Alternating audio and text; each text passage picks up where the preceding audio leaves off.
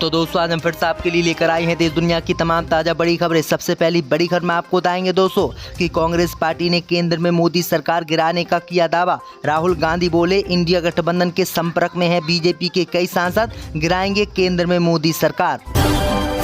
परमाणु हथियार बनाने के मामले में पाकिस्तान से आगे निकला भारत, अब भारत पर हो गए पाकिस्तान से 2 परमाणु हथियार ज़्यादा। 4 विधायकों के इस्तीफा देने के बाद बिहार में बदल गया सीटों का नंबर गेम, खतरे में आ गई नीतीश सरकार, कभी भी हो सकता है बिहार में तख्ता पलट। स्पीकर की कुर्सी को लेकर इंडिया गठबंधन ने बिगाड़ दिया मोदी अमित शाह का खेल, टीडीपी और जेडीयू को दे दिया बड़ा ऑफर, अब फंस गई भाजपा।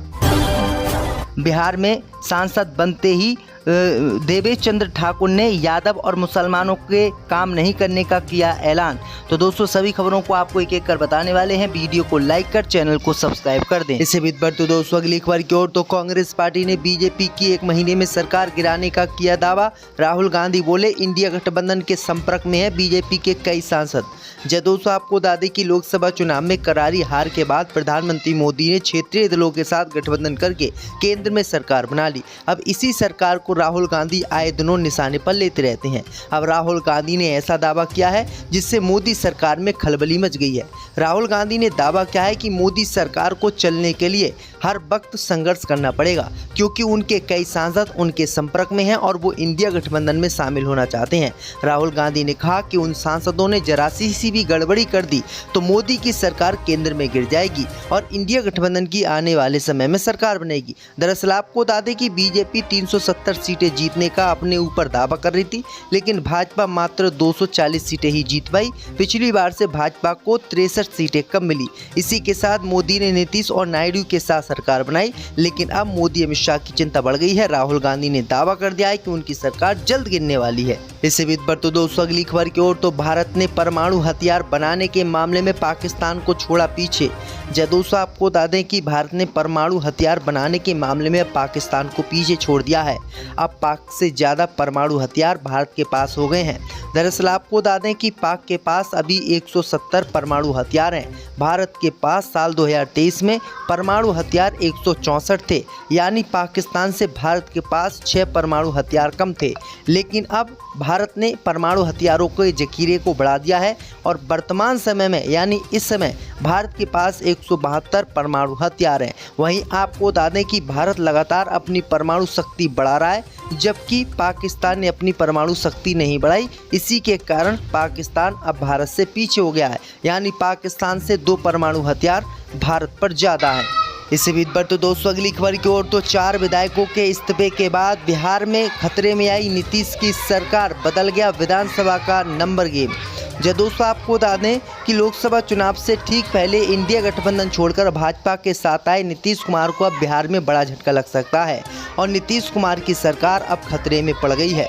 दरअसल आपको बता दें कि नीतीश कुमार की पार्टी जेडीयू के 4 विधायकों ने इस्तीफा दे दिया और इन 4 विधायकों का इस्तीफा नीतीश कुमार ने स्वीकार भी कर लिया। वहीं आपको बता दें कि 4 विधायकों के इस्तीफा देने के बाद जेडीयू के पास विधायकों की संख्या 44 रह गई है, जबकि 77 विधायक बीजेपी के पास है। वहीं आपको बता दें कि 4 विधायकों के इस्तीफे देने के बाद नीतीश कुमार पर बहुत बड़ा दबाव बन गया है और नीतीश कुमार की कभी भी बिहार में सरकार गिर सकती है और तेजस्वी यादव सरकार बना सकते हैं। तो ये बड़ी अपडेट आई दोस्तों कि बीजेपी के साथ जाने के बाद नीतीश कुमार की चिंता फिर बढ़ गई है। इससे भी पर तो दोस्तों अगली खबर की ओर, तो स्पीकर की कुर्सी को लेकर इंडिया गठबंधन ने बिगाड़ा मोदी अमित शाह का खेल, टीडीपी को दे दिया बड़ा ऑफर, मोदी अमित शाह हुए परेशान। दोस्तों आपको बता दें कि लोकसभा में डिप्टी स्पीकर और स्पीकर कौन होगा, इस मामले को लेकर इंडिया गठबंधन ने मोदी अमित शाह के खेल को बिगाड़ दिया है। मोदी अमित शाह के खेल को बिगाड़ते हुए इंडिया गठबंधन ने चंद्रबाबू नायडू की टीडीपी पार्टी को बड़ा ऑफर दे दिया है, जिससे मोदी अमित शाह के पसीने छूट गए हैं। दरअसल आपको बता दें कि बीजेपी लगातार दावा कर रही है कि ओम बिरला लोकसभा के स्पीकर होंगे और डी पुरंदेश्वरी डिप्टी स्पीकर होंगे, लेकिन आपको बता दें कि अब कांग्रेस पार्टी ने कहा है कि टीडीपी अगर स्पीकर का पद लेना चाहती है और वो अपनी पार्टी से किसी को उतारती है मैदान में, तो इंडिया गठबंधन उनको फुल समर्थन देगा और उनको बनाने में स्पीकर मदद करेगा। दूसरी तरफ जेडीयू को भी ऑफर दे दिया है इंडिया गठबंधन ने, अगर जेडीयू भी अपना स्पीकर पद पर किसी व्यक्ति को उतारती है अपनी पार्टी से तो इंडिया गठबंधन उनका साथ देगा। लेकिन मोदी अमित शाह ये चाहते हैं कि डिप्टी स्पीकर पद और स्पीकर पद भाजपा के नेता पर रहे, लेकिन इंडिया गठबंधन ने ये ऑफर देकर मोदी अमित शाह के खेल को बिगाड़ दिया है। यानी अब एनडीए नहीं बल्कि टीडीपी या जेडीयू का स्पीकर होगा। इससे भी बढ़ तो दोस्तों अगली खबर की ओर, तो जेडीयू के नवनिर्वाचित सांसद ने मुसलमान और यादवों का काम करने से किया इनकार। दोस्तों आपको बता दें कि जेडीयू के नवनिर्वाचित सांसद देवेश चंद्र ठाकुर की मुस्लिम और यादवों पर की गई टिप्पणी के बाद बिहार में बवाल मच गया है। सोमवार को सीतामढ़ी पहुंचे देवेश चंद्र ठाकुर ने कहा है कि वह अपने निर्वाचन क्षेत्र से यादवों और मुसलमानों का अपने घर पर स्वागत करेंगे, लेकिन उनकी कोई मदद नहीं करेंगे क्योंकि उन्होंने उनको वोट नहीं दिया है। हमारे यहाँ आते हैं तो उनका स्वागत है, चाय पिलाएंगे, मिठाई खिलाएंगे, लेकिन मैं आपका कोई भी काम नहीं करूँगा।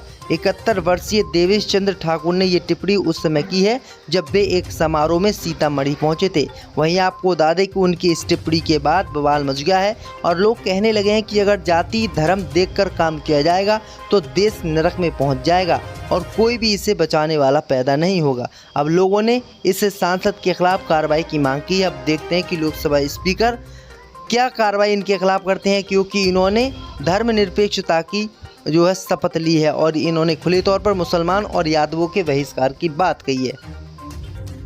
जबकि पाकिस्तान ने अपनी परमाणु शक्ति नहीं बढ़ाई, इसी के कारण पाकिस्तान अब भारत से पीछे हो गया है। यानी पाकिस्तान से 2 परमाणु हथियार भारत पर ज़्यादा है। इसी बीच पर तो दोस्तों अगली खबर की ओर, तो 4 विधायकों के इस्तीफे के बाद बिहार में खतरे में आई नीतीश की सरकार, बदल गया विधानसभा का नंबर गेम। दोस्तों आपको बता दें कि लोकसभा चुनाव से ठीक पहले इंडिया गठबंधन छोड़कर भाजपा के साथ आए नीतीश कुमार को अब बिहार में बड़ा झटका लग सकता है और नीतीश कुमार की सरकार अब खतरे में पड़ गई है। दरअसल आपको बता दें कि नीतीश कुमार की पार्टी जेडीयू के 4 विधायकों ने इस्तीफा दे दिया और इन चारों विधायकों का इस्तीफा नीतीश कुमार ने स्वीकार भी कर लिया। वहीं आपको बता दें कि 4 विधायकों के इस्तीफा देने के बाद जेडीयू के पास विधायकों की संख्या 44 रह गई है, जबकि 77 विधायक बीजेपी के पास है। वहीं आपको बता दें कि 4 विधायकों के इस्तीफे देने के बाद नीतीश कुमार पर बहुत बड़ा दबाव बन गया है और नीतीश कुमार की कभी भी बिहार में सरकार गिर सकती है और तेजस्वी यादव सरकार बना सकते हैं। तो ये बड़ी अपडेट आई दोस्तों कि बीजेपी के साथ जाने के बाद नीतीश कुमार की चिंता फिर बढ़ गई है। इसी बीच पर तो दोस्तों अगली खबर की ओर, तो स्पीकर की कुर्सी को लेकर इंडिया गठबंधन ने बिगाड़ा मोदी अमित शाह का खेल, टीडीपी को दे दिया बड़ा ऑफर, मोदी अमित शाह हुए परेशान। दोस्तों आपको बता दें कि लोकसभा में डिप्टी स्पीकर और स्पीकर कौन होगा, इस मामले को लेकर इंडिया गठबंधन ने मोदी अमित शाह के खेल को बिगाड़ दिया है।